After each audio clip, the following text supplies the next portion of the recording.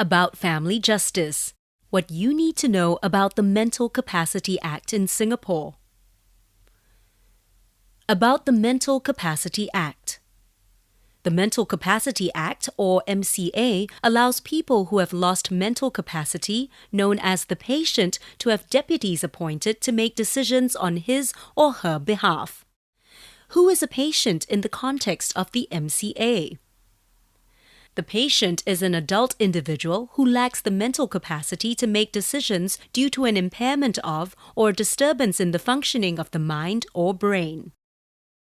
A patient can be any adult with an intellectual disability.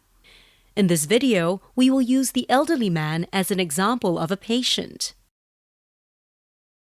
The lack of mental capacity should be substantiated through a medical report by a registered medical practitioner. Is it necessary to apply to be appointed as a deputy under the MCA? Discuss with family members on whether it is necessary to apply to be appointed as a deputy under the MCA to act on behalf of the patient. Who is a deputy? A deputy is a court-appointed individual who is granted specific powers by the court to make decisions for the benefit and welfare of the patient as if the patient still has mental capacity. Family members should decide who is best suited to be appointed as the deputy for the patient and if more than one deputy is required. Apart from taking care of the patient's personal needs and financial affairs, the deputy may also be required to submit an annual report to the Office of Public Guardian to explain what decisions he or she had made for the patient and how he or she had used the patient's funds for the benefit of the patient. Questions to consider for the patient. Here are some questions to consider for the patient.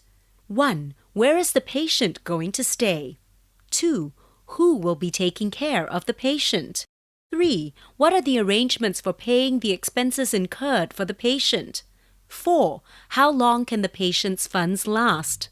5. Is there a need to apply for other relevant powers for the patient based on his or her current circumstances? For example, powers relating to using funds from the patient's bank account for the patient's expenses, making insurance claims for the patient, managing matters related to the patient's house, giving consent to medical treatment for the patient, etc. How to file an application to be appointed as a deputy under the MCA. If you choose to engage a lawyer to represent you, you should do so as soon as possible. You can also seek free legal advice with the Community Justice Centre or CJC. 6 steps to commence a Mental Capacity Act application.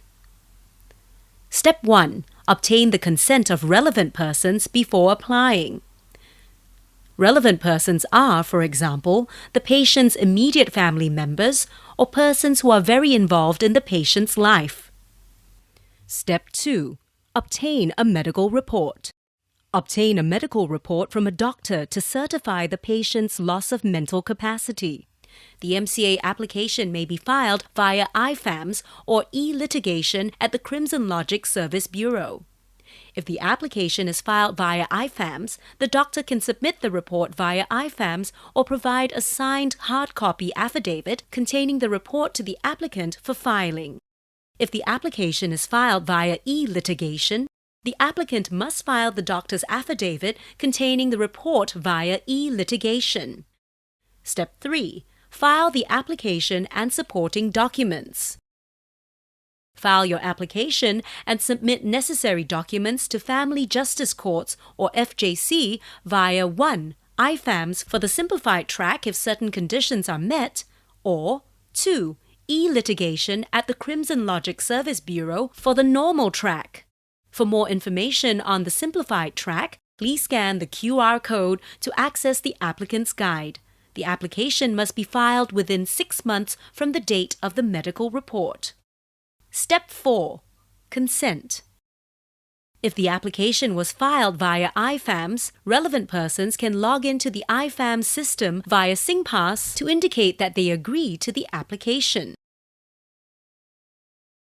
Alternatively, the applicant can serve the application form and related documents to the relevant persons and file a declaration of service via IFAMS.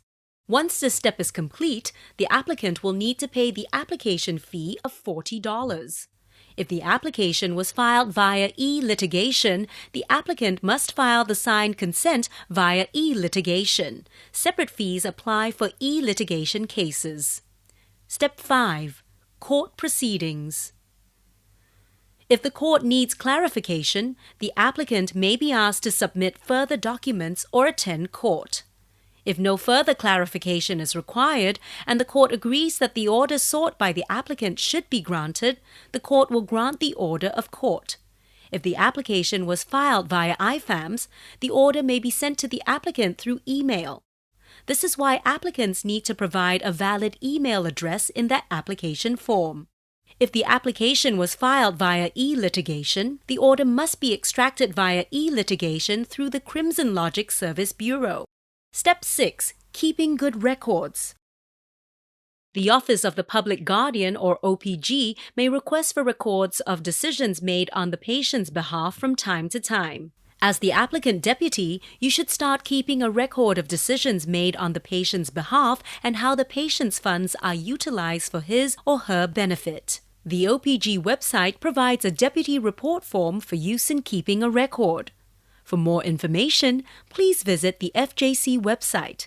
You may also find the information on the following websites to be useful: Mental Capacity Act, Community Justice Center, Office of the Public Guardian.